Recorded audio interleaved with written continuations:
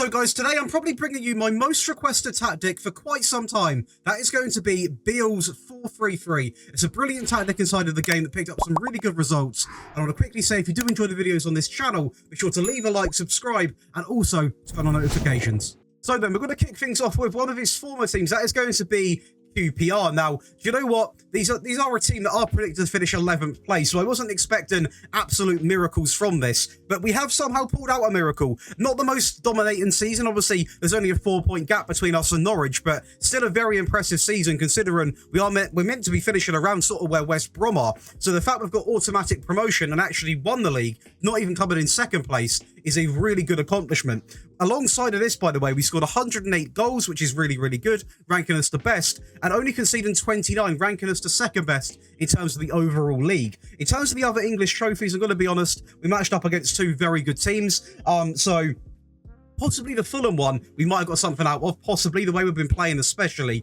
but the Manchester United one might be a bit too much of an ask, a bit too much. But do you know what? A very good season over in the Championship, obviously now making us a Premier League team. And going over to the team stats, we are going to be looking at them. And I'm going to be real with you guys, this tactic might not bring home the most possession or even the best pass completion, but it will win you games by being defensively solid and not being afraid to have shots on that goal. And obviously, the more shots, statistically, the more goals. So we are going to be looking at 2.33 points per game, most goals at 108. Not too many more than Middlesbrough, but obviously still ranking as the best.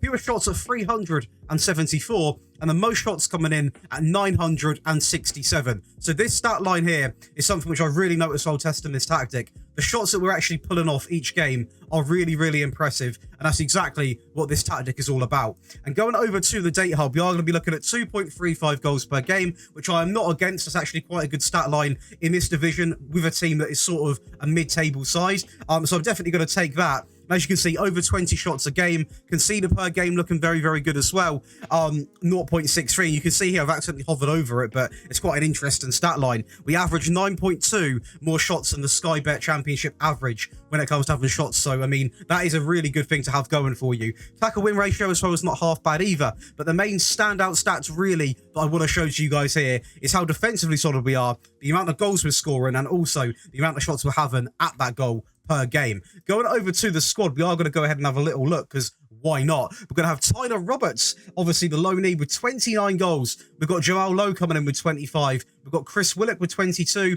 10 for Dazelle. Balogun coming in with 8. 7 also for Richards. They have got a lot of players on loan. Some good players on loan as well, I would like to add. In terms of the assisters, we've got 18, 17, 15, 12, 11, 11. Now this is really, really impressive, because no disrespect to QPR, but even with the loanee players, they're not obviously the best of the bunch in the Championship necessarily. So the fact we've got 1, 2, 3, 4, 5, we've got 6 players with over 10 assists in the season is really, really impressive. Sometimes you don't even pull this in with a full-strength Premier League side. So really impressed with how this is obviously performing, and it just shows that it can obviously do it with a smaller team in a slightly smaller division. But obviously, the whole point of these tactic videos is to test with teams that he has been affiliated with. So you can probably guess who's up next.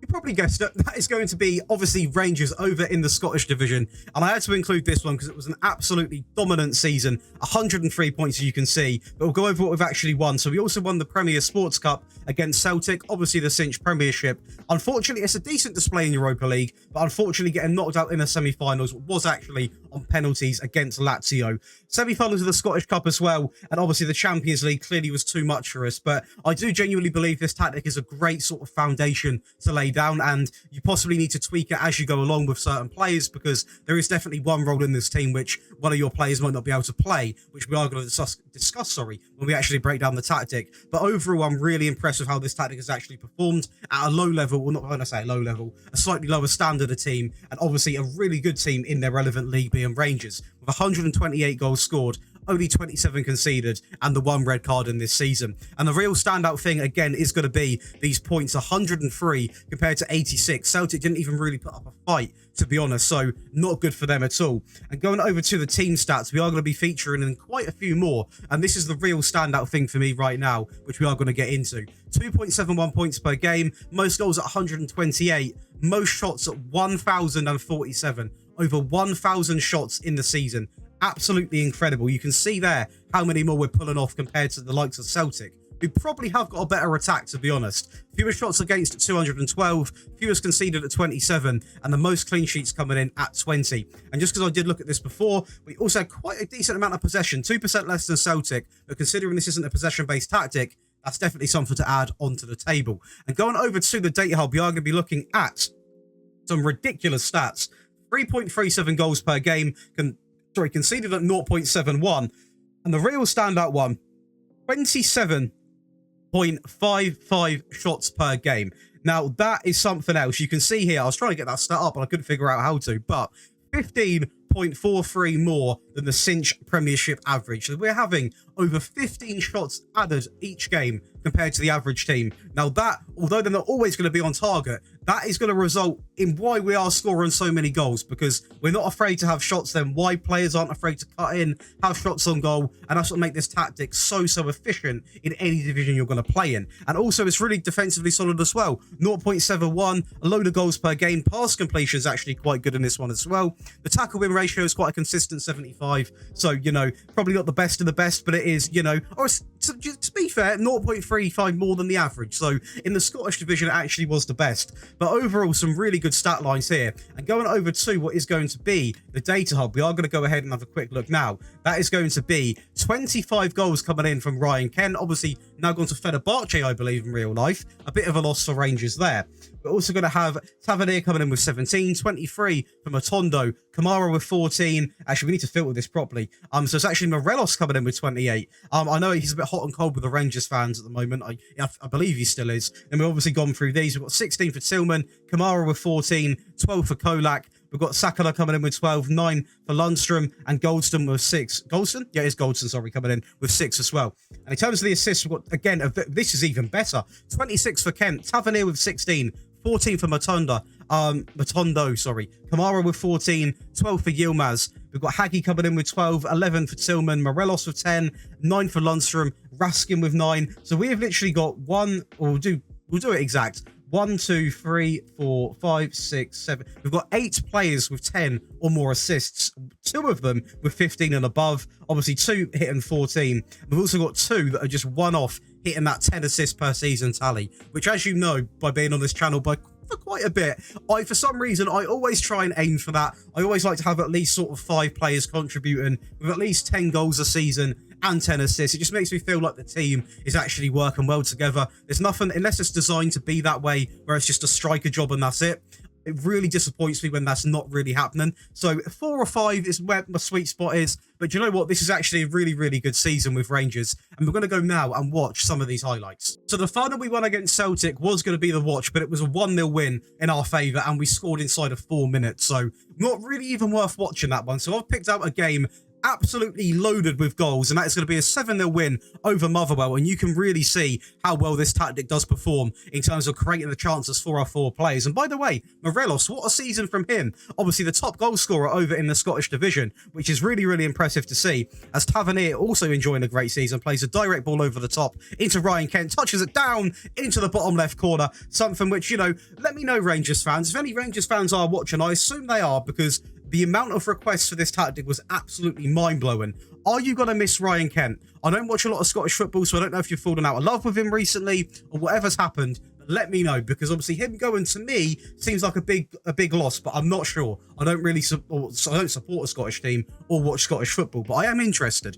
As we're going to build up through the left again here, cuts it back into Morelos, who absolutely powerhouses it into the bottom left corner. To be fair to the keeper, there is nothing he could have done about any of these so far, which surprises me, because this match engine can be a little bit dodgy. But we're seeing there how effective the fullbacks can be, as it is going to be an elegant ball from Ridvan, and Ryan Kent's all the way at the back stick to tuck it in against a helpless Kelly. Ryan Kent again steps up, beautiful pen down the middle, and honestly, this is an absolute destruction of a game now, as Hagi's going to put the assist in for the last goal into Kolak in a dominant 7-0 win. And we are going to watch a game from the QPR season in what was one of the more impressive wins in terms of challenge, because we actually beat Premier League side Aston Villa 3-0. Now, this was obviously a home fixture, but we're not going to complain because it's an outrageous result. And what a driven ball that is, by the way, from obviously Lard, who drives it into the middle. And it's going to be a great finish, first time, by the way, which we're not going to complain about at all. As Lau touches that great ball over, drives it back into Lard on the right-hand spot, who just bombs forward, ball across into Willock. And this is where you're really understanding influence these fullbacks have on this team. They really do play a big part, and honestly, the better fullbacks you have, the better results you're going to get with them. And obviously, we're doing this with what is probably a bit of an average fullback, to be honest, as Willock gets his third of the game, seals off a very surprise win against a very strong Aston Villa side. As you can see here, not playing necessarily the best of the best, but you can see who they actually subbed off. So obviously, they started with Konza, Coutinho, Watkins, Digne and Karsdorp, the new man, but they still couldn't get past this QPR team, which just shows how strong we actually are. And we are now going to break down the tactic for you guys, but I do want to quickly say, if you are enjoying today's video, please do leave a like, subscribe, and turn on notifications. And also leave some comments on what videos you want to see in the future. Tactics, rebuilds, it can be literally anything. Get commenting, and we are pushing for 10k, so please do share the channel because we are so close. But let's go ahead and break down this tactic. So this is going to be Beale's 4-3-3 on FM23. Didn't mean to rhyme, but let's see. That is incredibly cringe, but we're going to keep it in. And I do want to quickly thank all of the names coming down the screen right now. They are going to be the existing or new Patreon members that have joined via clicking the link in the description. If you are interested, you can click the link. It's a really good way to support me as a creator. And also, you get some really cool perks, including early tactic release, early video release, access to all 3 of these wonderful files. You get priority in the rebuild and also tactic requests, hence why this one has been moved up probably by about 30 places. And also you get sort of one-on-one help with your tactics and access to the giveaways we're going to be doing, which is going to be a couple of giveaways to start with. There are going to be more, but to start with a couple giveaways of the next Football Manager. So definitely check that out in the description below. But let's go ahead and talk about this tactic. That's the most important thing. Let's go ahead and go into the team instructions then. So it is going to be a positive mentality in possession. You want fairly narrow, pass into space, overlap left, overlap right. Played out from the back is obviously required. Slightly shorter passing directness, a slightly higher tempo with being more expressive and low crosses. Now, I opted for slightly shorter because this is just not wasteful. You are also cautious on the ball. You don't just lump it and hope. And also having the pass into space is a real good bonus. I'm a big fan of that on this game because it does find some really good runners in behind and also out wide. In transition, we've got counter press, counter, distribute quickly, distribute to the fullbacks and also the centre backs, and take short goal kicks.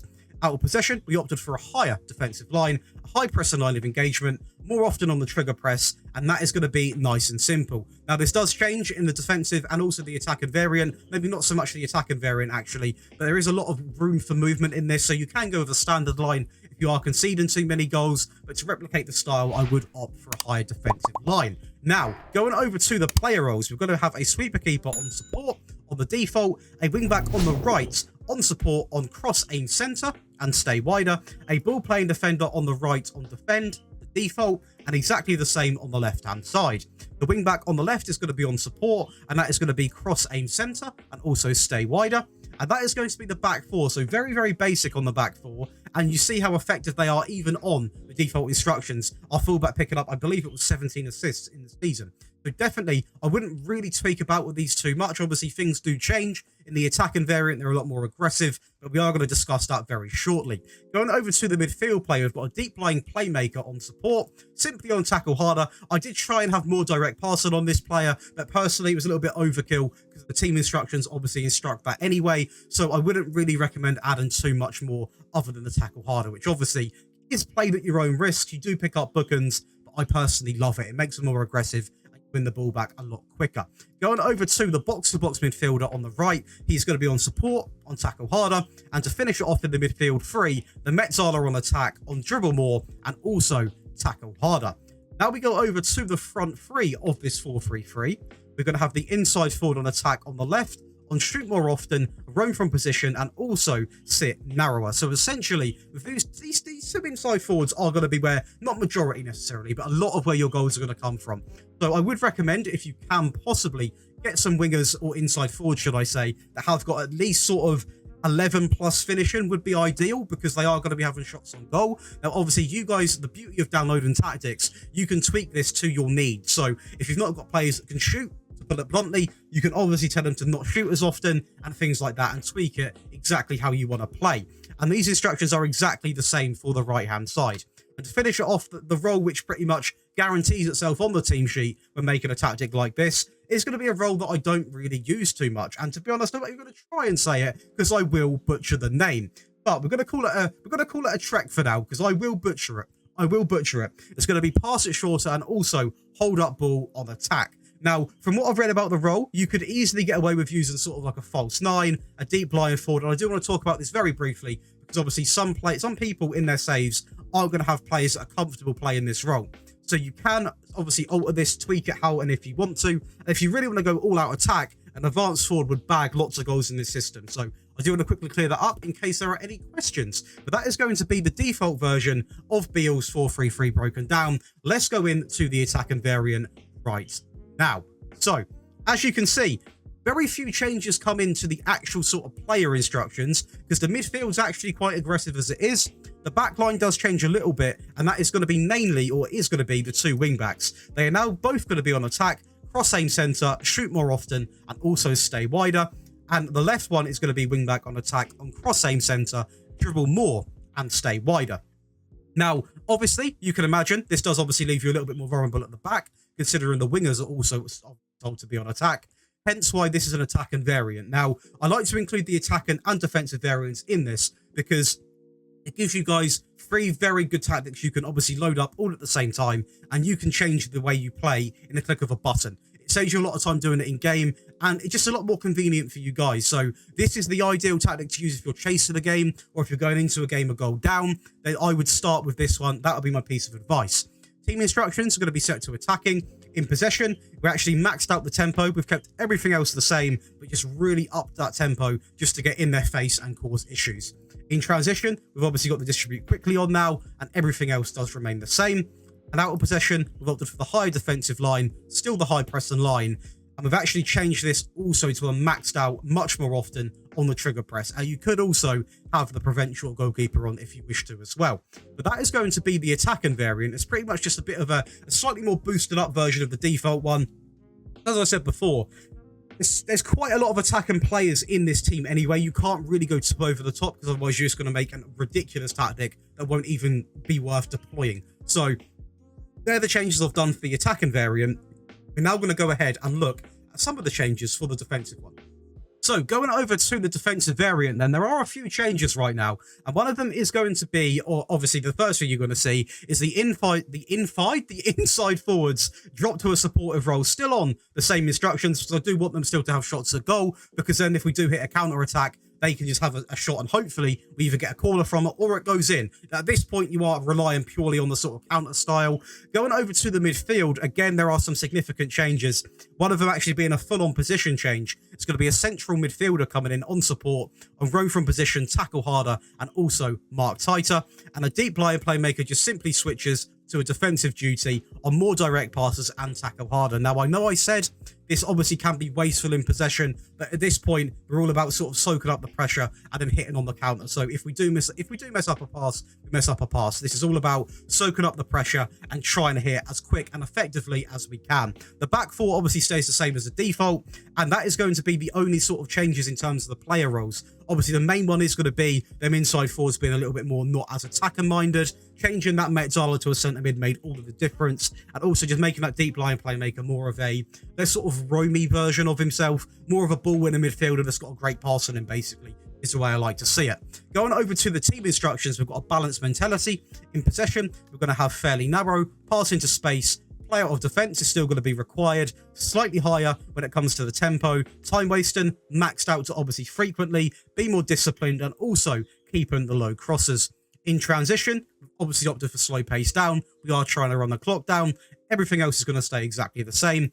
And out of possession, we've got the standard line, and we've opted for the mid-block line of engagement, just to sit back, soak it up a little bit, and trigger press is going to be set to more often. So it's still quite an aggressive defensive formation, but trust me, it's a really good one for sealing out games, and also could be used to go in against some real big games to sort of get a feel for the game and suck a little bit of life out of the opposition. But that is going to be 3 variants of Beale's 4-3-3. I do apologise about the delay it has taken to get on this channel, but there are so many requests coming in, and keep them coming because I do love to be busy. But I hope you guys have enjoyed today's video. If you have, please do leave a like, and more importantly, please do subscribe, share it about to your friends, because we are so close to hitting that 10k, which honestly is still mind-blowing. I can't even speak when I think about it. But I'll see you boys in the next video, which is going to be on Wednesday, so that's going to be tomorrow, and I'll leave that as a little surprise.